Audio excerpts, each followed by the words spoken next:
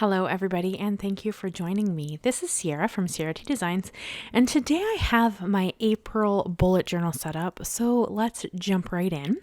So as you can see that it is actually a fairly simple setup. April is going to be a very busy month for me, so I wanted something kind of simple to work with that had a lot of room to write, but wasn't hard to maintain. So I don't tend to make a whole bunch of habit trackers or charts or anything like that. I generally just kind of have a monthly planner because I do find that that's what I need the most.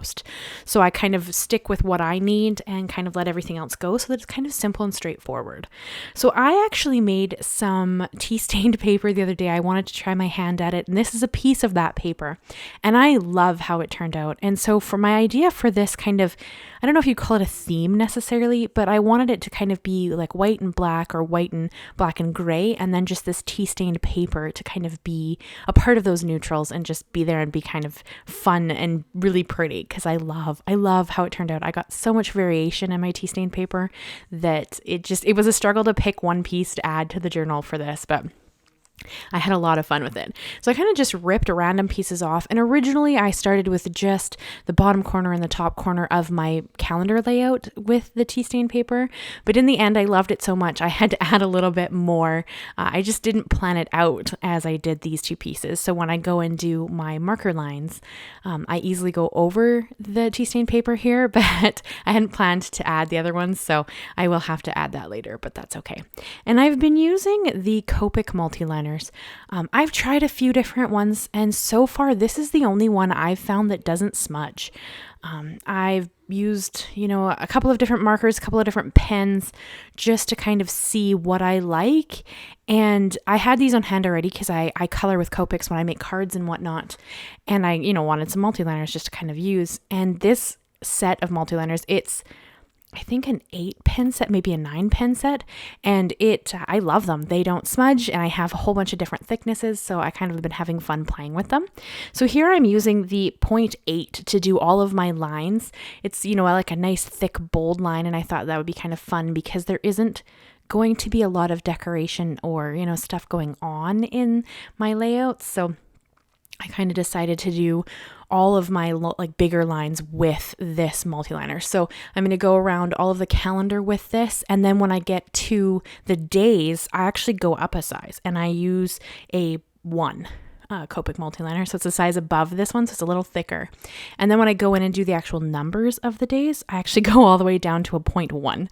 So I'm going to have a lot of different variation in my black lines for this. And I just thought that added some interest and was really fun to look at, but you could use the same marker for all of it. This is just, I have them on hand, so I saw no reason not to use them.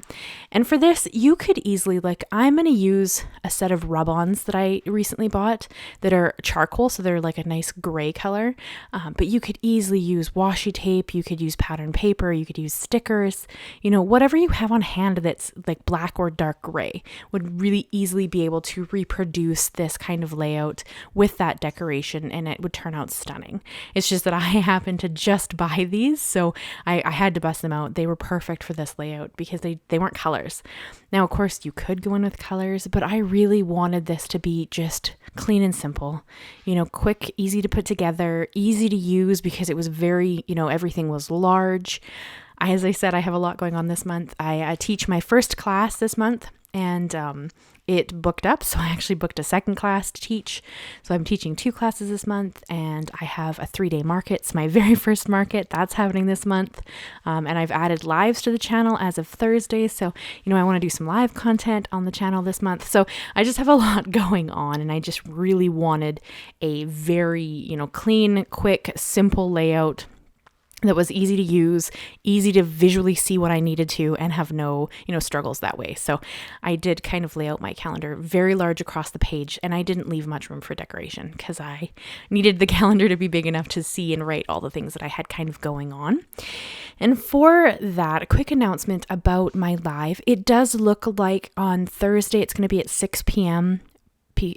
I live in PST, Pacific Standard Time, so that's 9 p.m. Eastern Standard Time. So depending on what time place you live in, I'll leave it open for today, and then I'm going to close it, today being Monday, I'm going to close it today, and then I'm going to put up the announcement for what time it is. But so far the 6 p.m. time is winning, so that is likely what time it's going to be on Thursday. So there won't be a Thursday video because I'm going to spend the next 3 or whatever days making sure that I can make the live go as smoothly as possible with having never done one. So bear that in mind. And I do have a full supplies list for everything you would need for the Thursday video in my announcement video.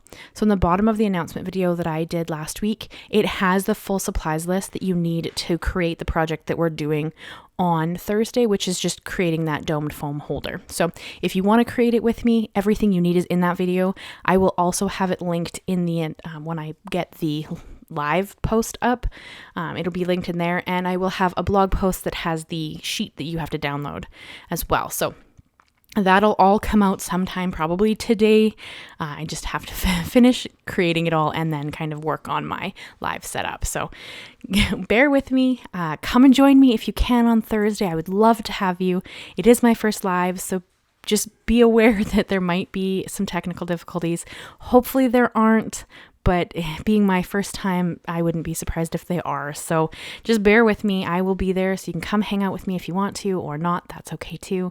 But yes, that's what we will be doing, and that seems to be the time we're aiming for. But it is still currently open in my community tab if you want to go and vote. There was a couple of different times, but I will be closing it Monday evening so that I can get everything ready for Thursday. So watch out for that. And I'll post in the community posts when I've got everything ready to go as well, in case you need that little reminder.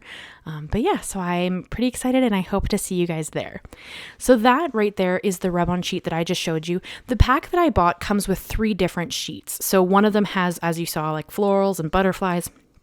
Another one has more kind of like abstract pieces and some text. And then there's a third one that has more of like the floral style. And you'll kind of see, I don't know if you see all 3 of them because I don't think I used all 3, but it's just a beautiful set. It's linked down below if you want to check it out. I love rub-ons. I think they're a lot of fun. So I did bust that out for this, and that's what I'm going to use for all of my decorations in this little layout. And then of course I brought out my die cutting set here. This is just a really cool font that ScrapBook actually sells and makes.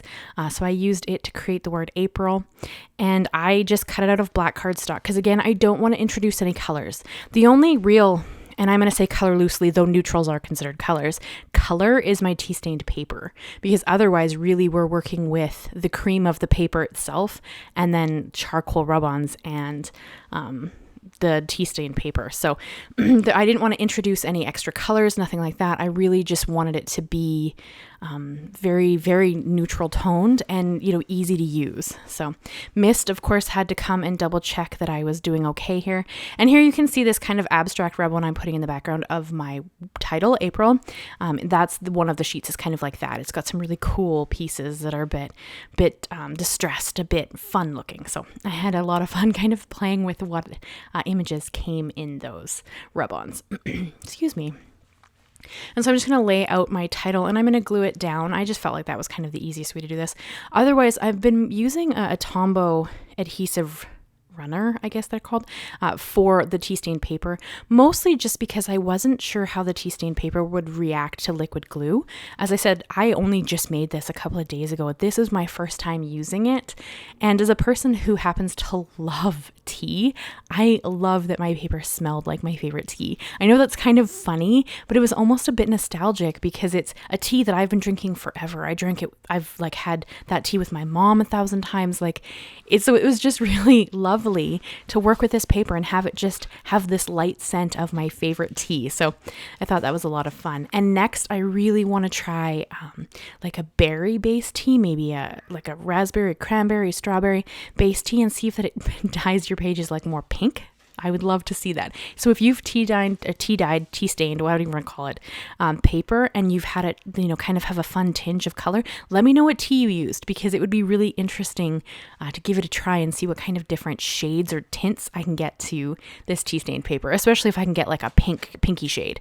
I mean, maybe a blueberry tea would give me more of a blue or a purple shade. That would be really cool too. So let me know if you've ever tea stained paper and how your outcome came and what tea you used that was really good for it, because I'd be really interested. So I did use a couple of more rub-ons here, and you see that I added a little more of that tea stain paper up in both corners and the bottom, just because I love it. And I knew there wasn't going to be much for decorations in this layout. Honestly, I wanted something quick, simple, and easy to use, which I know I've already told you guys, but that's kind of what I was thinking when I went to make this. And then I chose to do the same thing I did in my January layout, where I'm going to cut a little portion of the page off so I can see both the front and the back of the week, and kind of just have this really good visual of the whole month in a layout. Because I am going to put one habit tracker in the front, and then I kind of like to have like, some people call it brain dump, whatever you want to call it. I just kind of called it thoughts, because it kind of gives me a chance, no matter what week I'm in, to add information there without having to flip a bunch of pages. Because again, like I said, I want this to be really, really easy to use and, quick and simple. So I kind of made it so that information was easy to see. And then here my ruler did shift just a touch, so I had to kind of fix this page. It ended up being a smidge shorter than my other pages, but again, honestly, this book is for me. So any, little skips or mistakes or whatever, I don't really mind, because I'm just having fun creating these, so I don't really care that it's a touch shorter. It's just something to be aware of if you're, struggling like I did. And then of course I did have to bring in just a little bit of decoration and a little bit more of my tea stained paper. And I did also mark where my days were going to be. So on the first page of my weekly layouts, I have a full page. And on the last page of the weekly layouts, I have a full page. And then every other page I have cut down a little bit there. So if you need to know the exact amount of squares, if that's something that interests you, let me know, and I can actually count them and answer your comment if that's something that matters to you. But honestly, just pick what you feel looks good, and that's kind of what I do. I'm really bad for that. I don't measure a lot of things, so I tend to eyeball things a lot and just kind of guesstimate. So I'm kind of bad for stuff like that. But if you want to know the exact amount of squares, let me know, and I will count them and I will answer your comment and let you know so that we can be on the same page. And I did bring in my corner rounder as well, just so that I could kind of clean up the corners around my journal, just because I kind of like that intentional look. I find that here, like I've cut this to a squared corner, but I kind of like the intentional look where I've trimmed it down and made it look like the same paper within the journal. So it's almost like it was meant to be like this tea stained.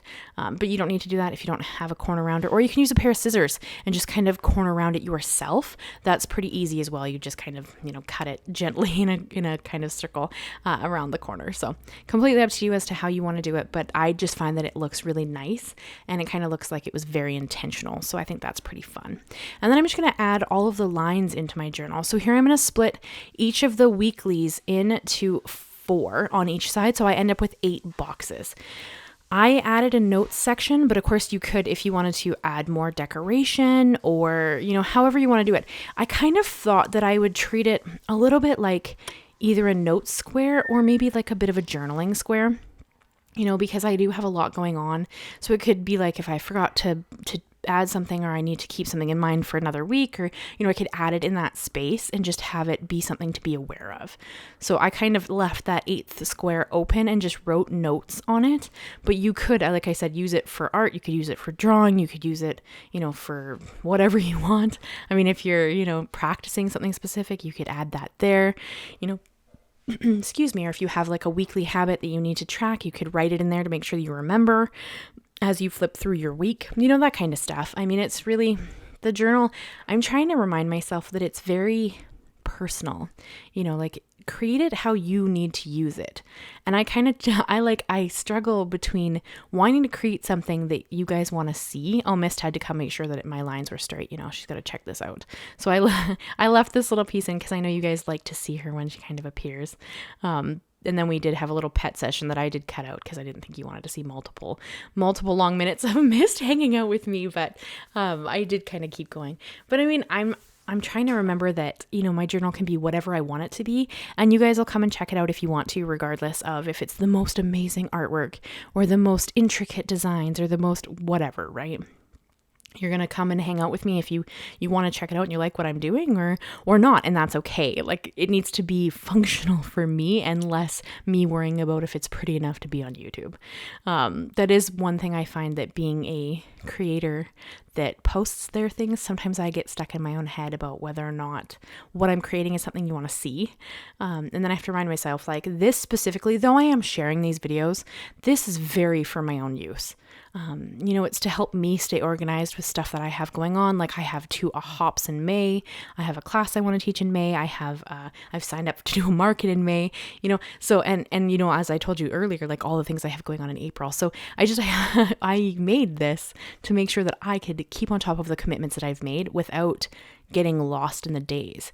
Because now that I don't have a consistent work schedule, I find it easier to not necessarily remember what day it is. I always know the date, and I know where I need to be, but I don't necessarily know, like, if today's Monday. Like, that doesn't necessarily mean anything to me. And that came from working shift work, because it was never, like, I've never worked a Monday to Friday, or I did, but not for very long. I've done shift work a long time. So I've never needed to know, specifically what day of the week it was. So I have to, this is really just to keep me as organized as possible. So yeah, it's very, very personal. And if you guys don't enjoy it, that's okay. You probably won't watch. So I kind of had to be like, hey, Ciara, the bullet journal especially is very personal. It's very, to whatever you want to do. I watch some bullet journalers that they create the most stunning layouts, and they've got all this beautiful art, and they, and that, it's phenomenal. I love watching it, but I don't need a whole bunch of trackers, and I don't need a whole bunch, that kind of stuff. So though I love to watch it, I'm kind of like, it's not really practical for me, and I don't want to create things I'm not going to use. So I'm trying to be, you don't need that. Just make what's useful to you, and people come hang out and check it out if they want to. Like, you don't have to kind of create things just to create things, because that's what I do with my cards. Like, I just sit down and create really fun cards and then share them with you guys. So sorry about this little mini rant. I just wanted to share that information with you guys. But here you can see, and so my lines, I went back in with the 0.8, and then for my days of the week, I went in with my Copic liner, just the 1 size. And then for the numbers, I've gone back in with the 0.01. So, 0.1, 0.1. So that's going to show the same as my calendar, right? And then I did also go back, like, here I finished it, but I went back and added Sunday from March, and I did add the first couple of days of May into this as well. And then here's the one thing that I am trying to track. So if you watched my announcement video that I just did last week, you know that I really want to focus on drawing every day. I want to be an illustrator. I want to draw art. I want to make art. I make art, but I want to draw more. So I put that as my one habit that I want to track. So I just have daily drawing, and then I put all the days of of the month in there. And then I'll go back and probably just check mark or circle or whatever I want to do to mark them off as I meet that goal. And then I have, as I said on the back page there, I just have thoughts, which honestly is just things that come up in my mind during the month that I want to be able to reflect back on any week of the month that I'm in, regardless. So if it's something specific to the week, I'll probably write it in the little notes section. But if it's, something that's applicable to different days of the month, or, something I need to remember for like May or something, I'll probably put it in the thoughts section. And then in the rub-ons, there was also these little kind of word pieces, and this one just says living life on your terms. And I thought that was really fitting for this kind of layout for me, because like I said, this was just created very much with my needs in mind, which is how your bullet journal should be, because really it's for you. But it was just kind of fun, and I saw it in the actual rub-ons, and I thought that was perfect. So I wanted to just kind of add it to this layout as well. But that's the whole layout. I hope you guys enjoyed it. I hope that it was interesting, or at least you had fun kind of just hanging out with me as I made how I would use this journal for the next month. I'm pretty excited. I've got a lot of stuff going on. As I said, my first live is on Thursday, so if you can come hang out with me, please do. I would love to see you. I'll just be chilling and making a domed foam holder, so by all means come and hang out and say hi if you have a minute, and I would love to see you. But otherwise, I will see you guys again with a new video on April 1st, which I know is April Fool's Day, but I don't really celebrate that. So I will see you April 1st for a next recorded video, and I will see you on Thursday for my live if you're going to come hang out with me. Thank you so much, guys. I cannot wait to see you again soon. Leave me a like, leave me a comment, and consider subscribing if you haven't already. As I said, I do new content every Monday and Thursday. Thank you so much, guys, and I'll see you again very soon. Bye-bye for now.